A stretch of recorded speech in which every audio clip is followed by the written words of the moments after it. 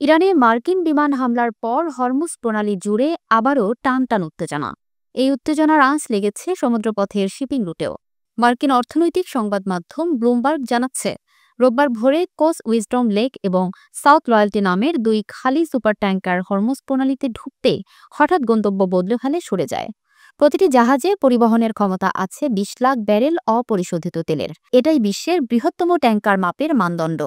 জাহাজ tracking data বলছে, বন্দর গন্তব্য বাতিল করে তারা এখন বিকল্প রুট খুঁজছে। চলমান সংকটে এটাই প্রথম বড় ইঙ্গিত যে জাহাজ মালিকেরা হরমুজ এড়িয়ে চলার কৌশল নিচ্ছেন। পারস্য উপসাগরের একমাত্র সামুদ্রিক প্রবেশপথ এই হরমুজ প্রণালী। ইরান করায়ত্ত উপকূলের মিলিত এই সরু গিরিখাত দিয়েই বিশ্ববাজারের মোট তেলের প্রায় ২০% পাড়ি দেয়, যা একে বিশ্বের সবচেয়ে গুরুত্বপূর্ণ জ্বালানি করিডোর বানিয়েছে। আগেও তেহরান একাধিকবার চাপে পড়লে পথ বন্ধ করে দেবে এমন হুমকি দিয়েছে। এবার বাস্তবে জাহাজ সরিয়ে নেওয়ার ঘটনায় সেই আশঙ্কা নতুন মাত্রা পেল। বিশ্লেষকরা বলছেন, হরমুজ বন্ধ হলে খরচ বেড়ে যেতে পারে তেলের দামে, দোল খাবে বৈশ্বিক ভ্রমণ আর রপ্তানি খাত। ইতিমধ্যে অনেক চার্টারার বিকল্প রুটের শিডিউল ও বিমান ঝুঁকি নতুন করে হিসাব করছে।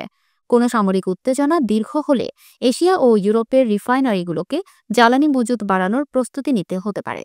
সংকটময় এ পরিস্থিতি শুধু মধ্যপ্রাচ্যের নিরাপত্তা নয়, বিশ্বের জ্বালানি অর্থনীতিরও বড় পরীক্ষা হয়ে উঠছে। নজর থাকছে পরবর্তী কূটনৈতিক সারায়।